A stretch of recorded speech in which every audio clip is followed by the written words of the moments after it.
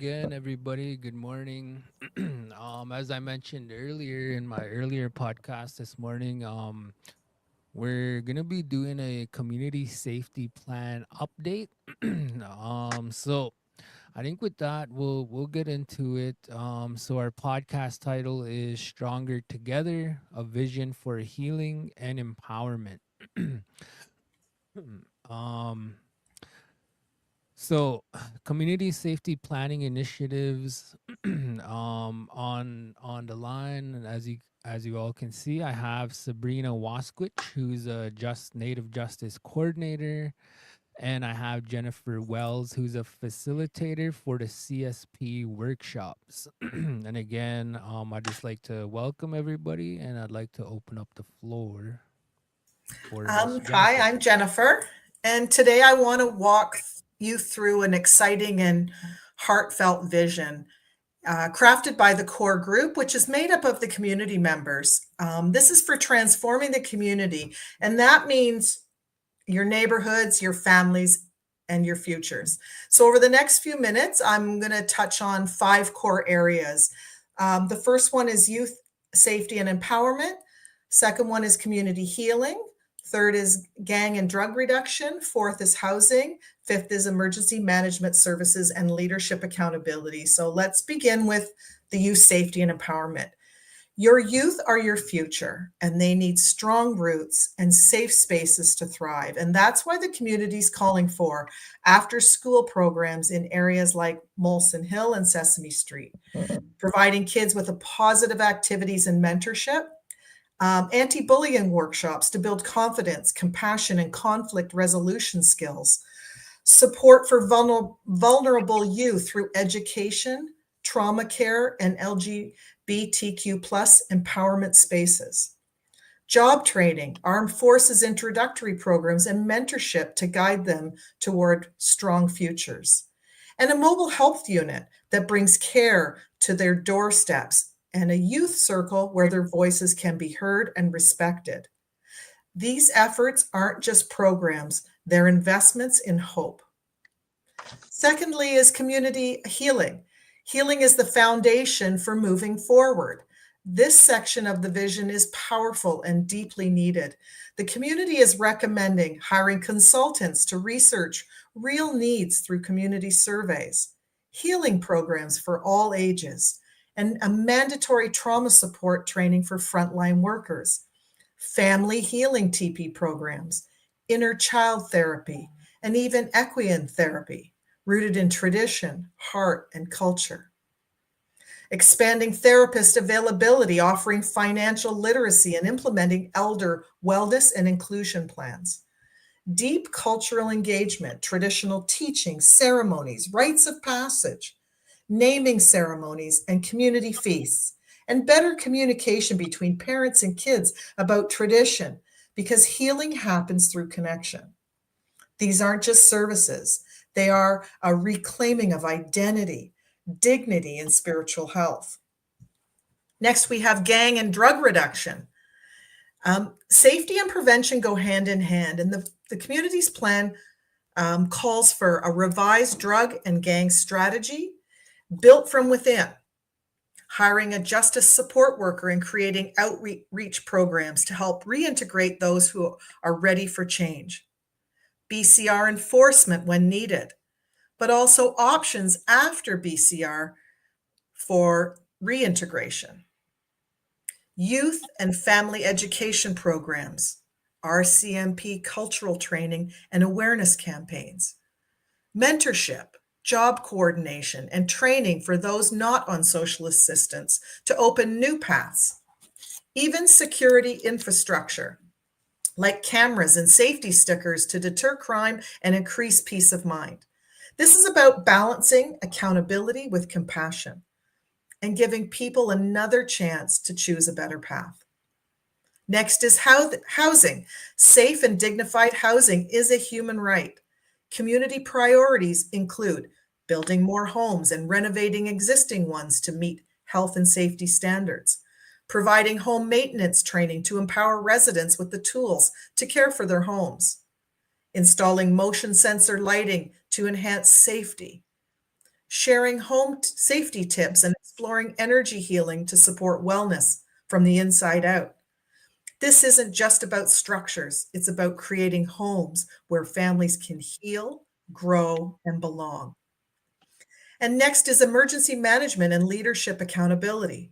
When emergencies happen, we need to be ready, and leadership must be prepared and responsive. And here's what the community is suggesting: emergency training partnerships with RFP, RCMP, and disaster response teams, more visible policing, fire substations, and trauma support for first responders, training locals in EMT and search and rescue, a push for 24/7 policing, crew boss training, and national EMS standards. Leadership improvements like updating election laws, forming an elders committee, and defining clear roles and responsibility. A new communication strategy that keeps the community informed and engaged. Emergency management is not just about safety, it's also about trust. And trust comes from communication and accountability.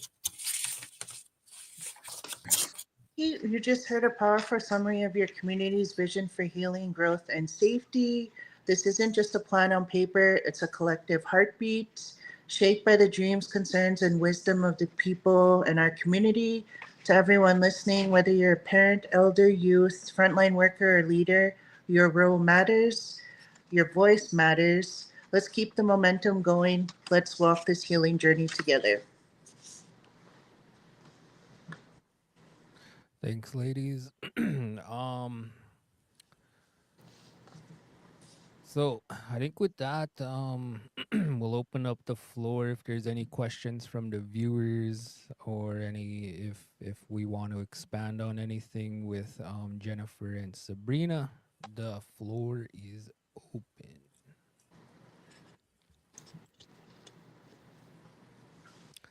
So I think with that, I think we covered everything. Again, if there's any further questions, feel free to reach out to Sabrina. She's the Native Justice Coordinator. She'll be um, spearheading this project going forward. We did have Jennifer facilitate our strategic planning or community planning with this project. It is ongoing.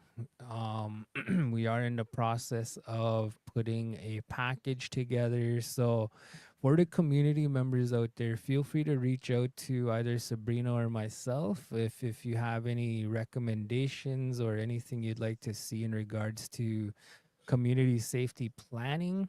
We can add that to our list. And I do have Lisa that joined us. Maybe we'll throw her on. Sorry, Lisa, I added you to our live feed right now. So, Jennifer, if you would like to introduce Lisa. This is Lisa Barrett, and she is from Public Safety Canada. And she's here to answer any questions that you might have directly for her. Hi, sorry, I finally got in by downloading the app on my phone, so excuse me if I look a little strange, but Yeah, no, welcome, Lisa. So we kind of just introduced some key points in regards to where the safety plan is right now, the progress we have made to this point, and how the roadmap is looking going forward. And we lost it. So maybe if you Fraser or Sabrina have any questions directly for Lisa, if she gets back on, then for sure. Okay.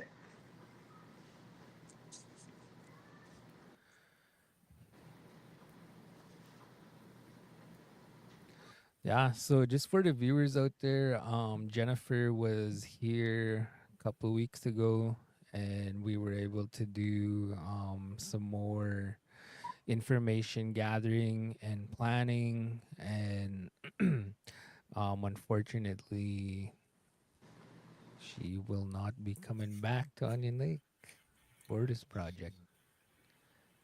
If you want to maybe touch on that, Jennifer.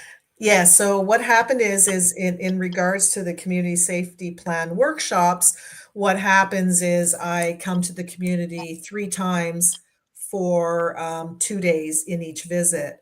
And the first one was on, relationship building, the second one was on, the action plans, and the final was kind of developing the community safety plan. And so what is happening now, myself and the 2 writers are writing the draft of the community safety plan that would then be presented to the core group. Once that's approved, then it will be presented to chief and council. And once that gets signed off, it goes back to Lisa at Public Safety Canada, and Sabrina will work on getting funding for the priorities, that the top priorities that were decided on. So it's very exciting moving forward. Oh, she's back. Hi, Lisa.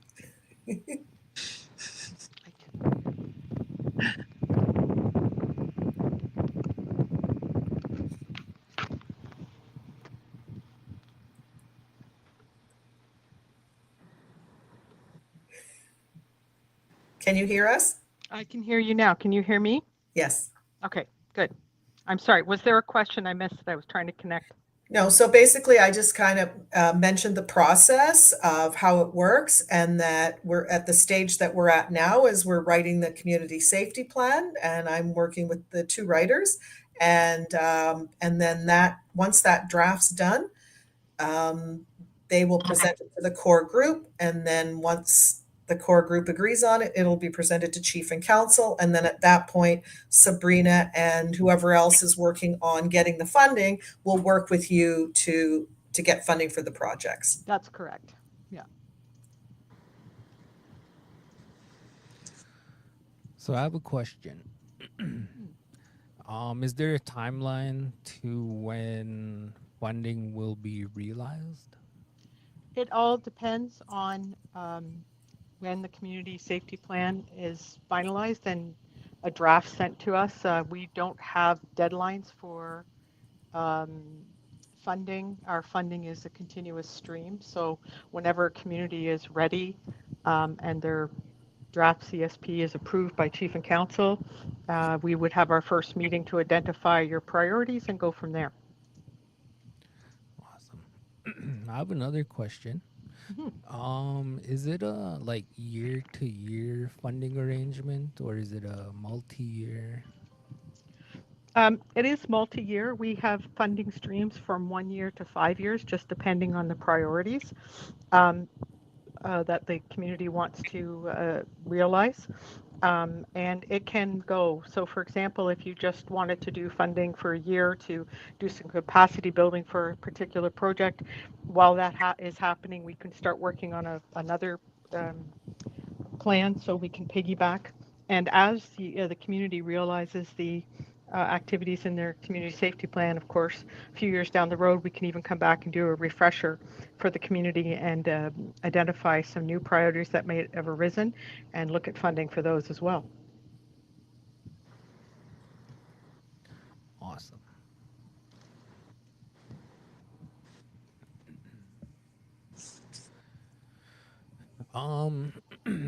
So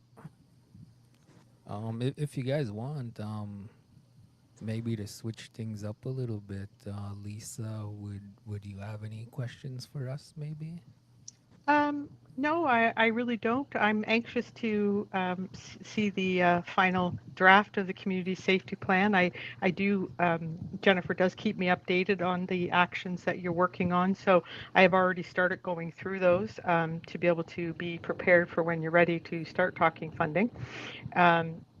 At this point, I don't think I have any questions. I guess it's more things that we'll talk about a bit more offline on how long you think it's going to take to get the plan to the stage where it's ready to be approved. Sabrina and myself and Carol have a meeting today to work on the CSP draft. And I think after that meeting, there will be Sabrina will have a better idea of timelines Don't you agree, Sabrina? Yeah, so we'll start the community safety draft today, and then once we get it drafted, we'll go to the core group and then go from there. Sounds great. I think having the core group have a look at it to make sure that all the areas are realized is a good plan. And sometimes it's better if you do an executive summary for those that need to approve the plan, so that you can sort of say, these are the action items that we're looking at. Because often a community safety plan can be lengthy. So the items that you want approved would be those action items that the core group has ID'd as the actions that the community would like to take. Yeah, and then this is the info that we did from the surveys a couple months ago. So that information is good to go into our community safety plan. Awesome. That's really good to get feedback from the community at large to make sure that you've addressed all the concerns of the citizens of your community.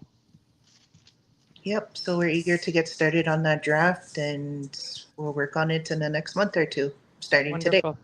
Wonderful. Wonderful. Awesome job, ladies. I think with that, we'll shut it down. If there's nothing else from anybody on the floor, we'll shut it down, and then us four will stay on the line and just kind of debrief and figure out what the next steps are.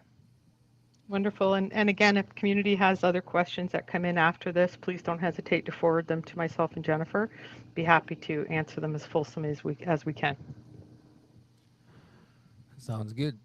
Same with me and Sabrina. They could reach out to us too, and we can relay to both of you. Wonderful. Awesome. Thanks again, guys. And again, we wish you all a good morning and a good day. And thanks for joining us in our community safety plan update.